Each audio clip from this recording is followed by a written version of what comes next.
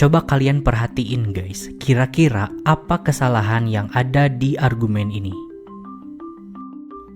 Kasih sayang ke anak itu kan bentuknya bisa antara tindakan ataupun kata-kata. Jadi kalau gue udah bertindak dengan menafkahi mereka setiap hari, berarti gue gak perlu untuk ngungkapin rasa kasih sayang gue lewat kata-kata. Gimana? Kelihatan gak salahnya di mana? Atau kita pakai contoh lain deh. Duh, bingung nih, harus pilih mana ya? Antara makan atau nungguin warung. Tapi karena gue lagi lapar banget, gue makan aja deh. Warungnya kita tutup dulu ya. Nah, harusnya udah kelihatan ya masalahnya. Yang mana dalam dua argumen ini, dia mengeksklusifkan pilihannya. Karena setelah ambil satu pilihan, dia meniadakan pilihan lainnya. Padahal dua pilihan itu tuh bisa dilakukan bersamaan ya kan? Nah, ini yang selalu pengen gua bahas guys. Soalnya sistem pendidikan kita itu jarang banget ngasih pengetahuan tentang logika dasar sama penalaran umum.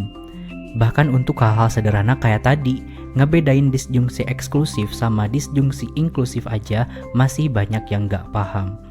Jadi kalau ini diabaikan, akibatnya setiap tahun kita bakal melahirkan generasi yang gak bisa berpikir secara logis.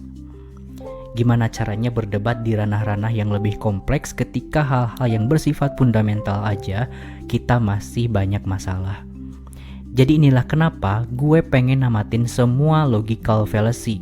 Dan gue akan bahas dalam pendekatan pragmatis, bukan teoritis aja. Soalnya gimana pun juga, teori-teori kayak gini kan bakal lebih bagus kalau bisa dipraktekkan dalam kehidupan sehari-hari dan dipakai sebagai skill set dalam berpikir secara logis. Jadi, untuk episode ini, mari kita bahas logical fallacy affirming a disjunct. Nah, sekarang kita bahas kenapa argumen tadi termasuk logical fallacy. Gimana sih mekanisme kesalahannya? Coba kita lihat lagi. Kasih sayang ke anak itu kan bentuknya bisa antara tindakan ataupun kata-kata. Jadi kalau gue udah bertindak dengan menafkahi mereka setiap hari, berarti gue gak perlu untuk ngungkapin kasih sayang gue lewat kata-kata. Nah, ini keliru secara logis. Soalnya di dalam dua pilihan, lalu dia udah melakukan salah satunya, selanjutnya dia malah menganggap pilihan lainnya itu gak perlu dilakukan. Padahal gak gitu kondisinya kan. Meskipun kita udah bertindak dengan cara menafkahi mereka, boleh kok bahkan harus untuk ngungkapin rasa kasih sayang ke anak-anak. Karena anak-anak itu kan kadang belum bisa memaknai tindakan beserta maksud dibaliknya. Beda dengan bahasa verbal atau kata-kata yang lebih mudah dipahami logikanya. Terus argumen kedua juga sama. Tadi kan katanya, duh bingung nih, harus pilih mana ya antara makan atau nungguin warung. Tapi karena gue lagi lapar banget, gue makan aja deh, warungnya kita tutup dulu ya. Nah, harusnya udah kelihatan ya masalahnya. Yang mana dalam dua argumen ini, dia mengeksklusifkan pilihannya. Karena setelah ambil satu pilihan, dia meniadakan pilihan lainnya. Padahal dua pilihan itu tuh bisa dilakukan bersamaan ya kan? Bisa kok makan sambil jaga warung gitu. Dengan catatan, kalau kondisinya gak terlalu ramai, dijaga sama 2 orang atau lebih, dan makanannya udah disiapin, bawa bekal misalnya, nah itu kan bisa. Kecuali kalau harus beli bahan dulu, masak dulu, beres-beres dulu, nah mungkin itu argumennya bisa diterima dalam taraf tertentu. Nah, jadi dalam kehidupan nyata, kita tuh harus paham bahwa situasi yang nyediain pilihan-pilihan gini biasanya berkaitan dengan disjungsi. Kalau dalam terminologi linguistik, disjungsi itu pemisahan yang biasanya ditandai dengan atau. Misalnya A atau B, kerja dulu atau makan dulu.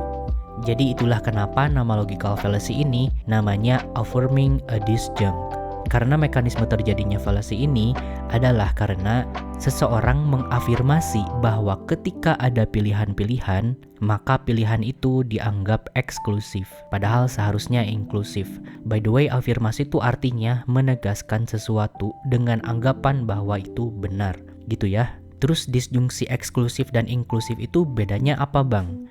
Nah, disjungsi eksklusif itu berarti ketika ada pilihan A atau B maupun ada C, D, E dan seterusnya, di sini kita harus pilih salah satunya aja dan pilihan lainnya harus gugur atau ditiadakan. Aturan eksklusif tuh kayak gitu guys. Terus ada juga disjungsi inklusif.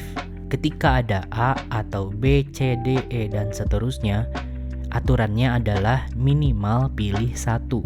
Jadi kita boleh pilih 2 atau lebih, bahkan boleh sekaligus kalau dalam konteks tertentu. Nah, kalau dalam logika formal, biasanya ada tabel kayak gini nih. Ini khusus buat logika OR dan XOR. Jadi kalau di kehidupan nyata, apa sih yang harus kita pelajari biar memahami situasi kayak gini? Nah, pertama, kita harus tahu bahwa biasanya fallacy AAD atau affirming a disjunct itu diawali dengan seseorang yang salah memaknai aturan logis tentang pilihan-pilihan, yaitu menganggap bahwa dalam kondisi disjungsi inklusif, dia malah berpikir bahwa itu disjungsi eksklusif.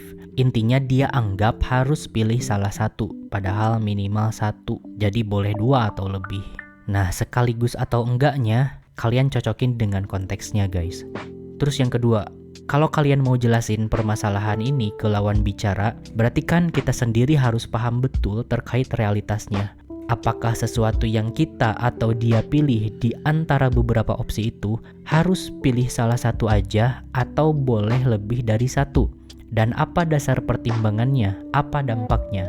Jadi pemahaman fallacy ini tuh gak cuma ngandelin logika dasar aja. Kita juga harus paham konteks guys. Karena di kehidupan nyata, nanti konteksnya ada banyak. Kalau berdasarkan temuan gue sih, kurang lebih ada sekitar 12 konteks seperti koeksistensi, kapabilitas, kecukupan, dan semacamnya. Nanti mungkin gue tulisin di Logical Fallacy Databook.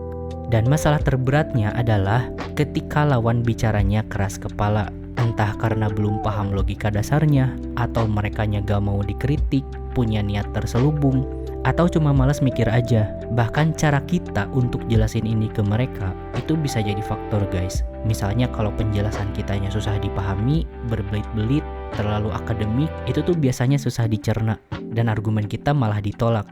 Nah itu tuh yang susah guys. Kita butuh skill komunikasi, bahkan psikologi juga. Nah sekarang gini deh, coba kasih contoh dari kalian, ada gak argumen yang berkaitan dengan fallacy kayak gini, terutama yang berasal dari pengalaman kalian sendiri. Jadi silakan kalian tulis di kolom komentar, nanti kita pelajari bareng.